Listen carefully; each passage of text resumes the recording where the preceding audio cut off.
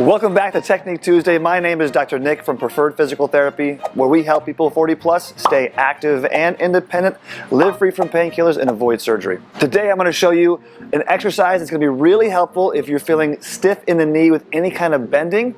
This is going to be an exercise to really help mobilize a very specific area of the knee that's often overlooked and vital to the overall function of your knee. The reason why knee extension is so important is because when we walk, we need to initiate contact with the floor through our heel all the way up through our leg for those forces to be absorbed through our large muscle groups.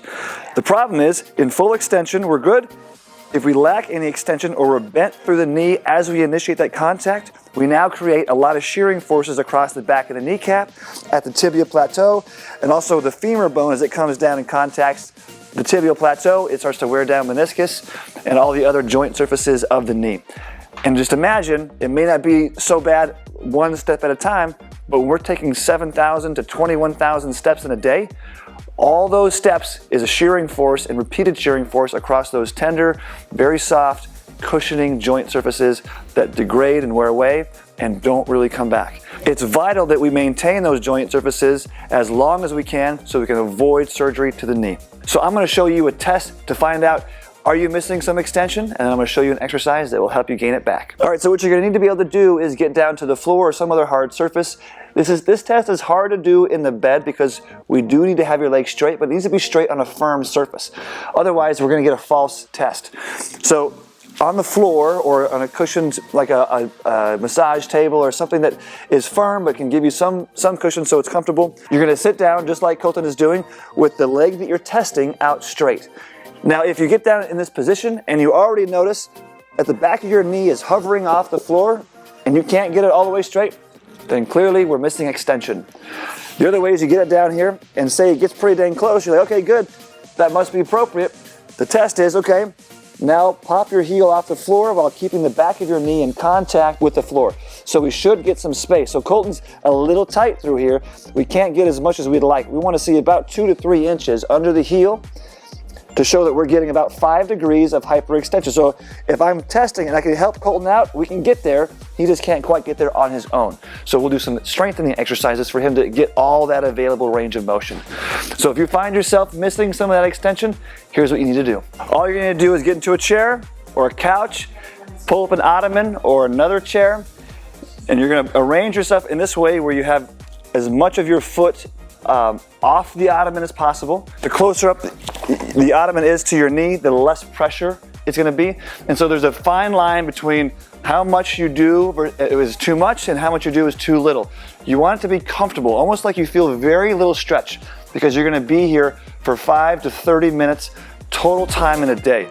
I know it sounds like a lot of time, but it's what we call a low load, long duration stretch.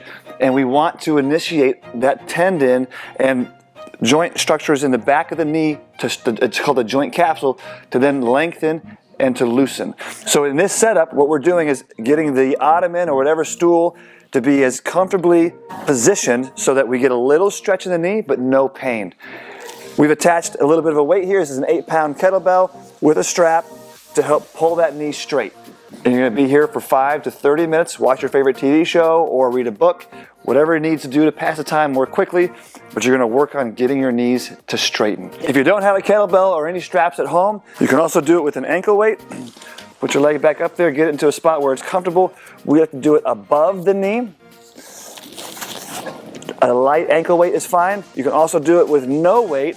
Again, the further away the ottoman is, the more load you have through the leg. Get it to a spot where it's comfortable, but you also still feel a little bit of a stretch. It should be very, very mild.